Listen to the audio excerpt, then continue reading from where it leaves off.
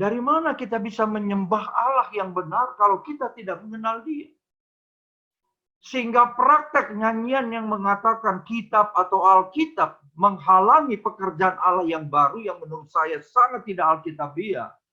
Itu membawa orang lebih suka hidup dengan apa kata Tuhan, dan bukan kata firman Tuhan.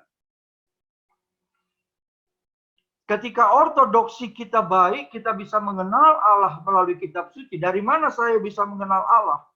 Dari sejauh mana Allah mengenalkan dirinya kepada kita melalui kitab suci.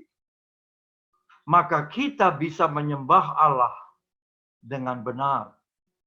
Ortopati. Yang ketiga adalah ortopraksis. Ortopraksis ini adalah kita melayani Tuhan dengan benar. Ada banyak orang yang melayani Tuhan, dia tidak pernah menyembah Allah dengan benar. Sehingga dengan ortopraksis, hasil dari mengenal Allah, dia bisa melayani Tuhan awet dalam pelayanan. Sampai masa tuanya bukan saja rambutnya putih dan digendong Tuhan. Tetapi menurut Mazmur 92 dia menjadi gemuk dan segar karena dia tertanam di bait Tuhan. Inilah yang sebenarnya saya ingin sampaikan. Jangan bangun rumah, jangan bangun iman Kristen kita dari fondasi yang pasir. Pasti gagal. Kalau kita saat ini hanya menjadikan Yesus sebagai juru selamat tapi bukan penebus. Oh, pada saat pandemi seperti ini, kekristenan juga ikut dipertaruhkan. Pendeta ikut dipertaruhkan. Pendeta katanya ada kuasa tapi mati juga karena coronavirus. Gereja katanya punya kuasa tapi tutup juga. Tidak mudah kawan-kawan untuk tetap kokoh di tengah-tengah situasi yang seperti ini. Tetapi saya percaya bahwa siapapun yang membangun rumahnya di atas kebenaran Kristus, tentu Yesus, kalau ini juga dibahas, saya tidak ingin terus menekankan kebenaran Kristus. Yesus sudah benar. Satu kali saya berkhotbah, ada yang kemudian usai khotbah menanggapi, Pak Pendeta berkali-kali mengatakan kebenaran firman Tuhan. Firman Tuhan sudah benar, ya, saya setuju. Tapi seringkali banyak firman Tuhan sudah dipoles dengan ajaran-ajaran motivasi. Dengan ajaran-ajaran dunia, seakan-akan firman Tuhan kuno. Ajaran dunia itu yang lebih pas, lebih aktual buat kita. Menurut saya tidak. Kalau kita lihat sekarang dengan revolusi industri 4.0, salah satu yang terjadi adalah peran manusia tergantikan oleh mesin. Saya khotbah ini panjang lebar. Di beberapa agama besar di luar kekristenan sudah menjadikan Sofia itu sebagai juru bicaranya. Algoritma yang ada di robot-robot itu, di mesin-mesin yang kita buat, kita ciptakan. Tapi mereka tidak punya roh, satu kali sudah menggantikan kehidupan peran kita. Lalu saya bertanya, apakah nanti satu kali khotbah di gereja hanya melalui robot? Apakah pelayan-pelayan gereja juga akan melalui robot? Ini sesuatu yang menarik. Dan kita perlu menggali kebenaran seperti ini. Lalu kemudian pada bagian yang terakhir, kesan pendengar dan setelah Yesus mengakhiri perkataan ini, semua orang takjub. Karena di situ dikatakan bahwa Yesus mengajar mereka sebagai orang yang berkuasa. Kekristenan kita adalah kekristenan yang mengandalkan kuasa Allah. Baru itulah menghadirkan kerajaan Allah di bumi ini.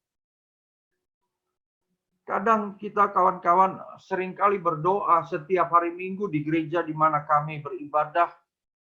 Setiap selesai khotbah selalu diakhiri dengan doa Bapa kami. Datanglah kerajaan-Mu. Your kingdom come.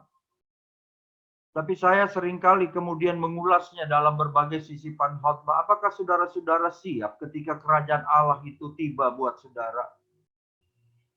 Apakah saudara akan hidup sebagai warga negara kerajaan Allah yang datang dalam hidup saudara?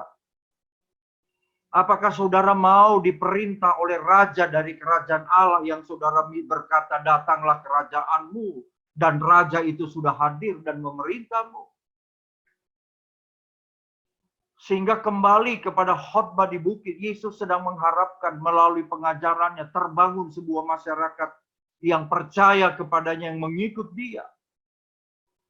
Dan untuk itu Yesus melakukan mujizat bukan untuk menunjukkan bahwa dia memang Allah. Itu tidak salah. Tapi sebuah masyarakat pengikut Kristus yang tidak kemudian menjadi salah mengikuti para imam ahli Taurat. Itu yang disiapkan untuk bersamanya kelak di Yerusalem yang baru. Ada orang bertanya kepada saya, di mana kuasa gereja hari ini? Ketika saya coba berdalih, membela diri bahwa gereja tetap gereja, kepalanya adalah Kristus, alam maut tidak menguasainya. Orang yang berbicara dengan saya bukan orang biasa, doktor teologi. Dan dia mengatakan, setahu saya gereja sekarang tidur, tidak lagi memberitakan Injil. Faktanya, ada uang di gereja, kita lebih memikirkan meluaskan lahan gereja, memikirkan bangun parkir gereja, memikirkan tambah lantai gereja. Misinya di mana? Di Indonesia ada 7 wilayah. Yang lain mengatakan 12, tapi saya menyebutkan 7 wilayah di mana kekristenan pada waktu yang lalu sangat-sangat dominan. Papua ada Otto dan Geisler. Di Maluku, di sana ada Saverius, di sana ada Yosef Kam. Maluku Utara sampai ke Selatan Tenggara. Lalu di Pulau Jawa ada Kiai Sadrak. Kalau kita naik ke Sulawesi, di sana ada Jeffrey. Saya STT Jeffrey, saya sekolah di Jeffrey. Terus sampai ke NTT ada Van den Broek. Kita pergi ke Sumatera ada Nomensen, ada Lehman, ada Neumann, ada Kroit. Sebelum Indonesia merdeka, kekristenan sudah dihadirkan di negeri ini. Semua itu saya warnai dengan warna merah, merah, merah, merah, merah. Tetapi menyedihkan, wilayah-wilayah di mana kekristenan mayoritas tergerus terus. Salah satunya okultismenya kuat. Sehingga kantong-kantong Kristen yang seharusnya kaya menjadi mundur. Saya mohon maaf sekali.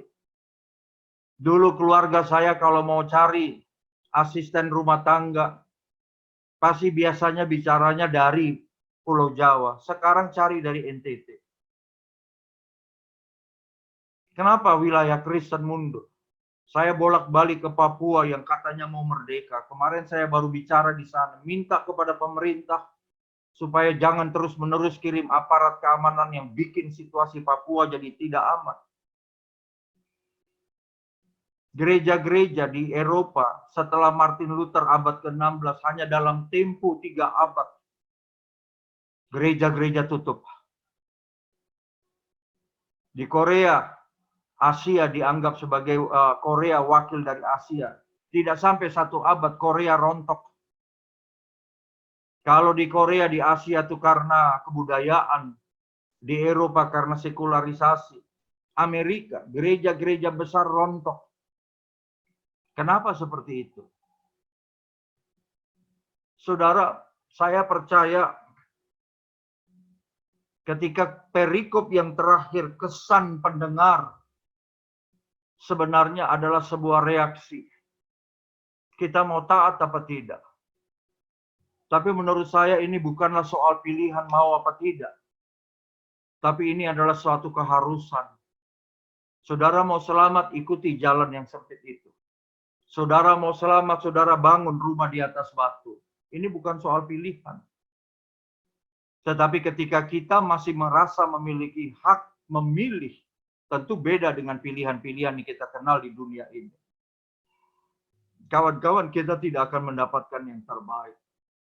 Serahkan hidup kita kepada Kristus, itu berita kita kepada semua kawan-kawan kita, keluarga kita. Serahkan hidupmu kepada Kristus.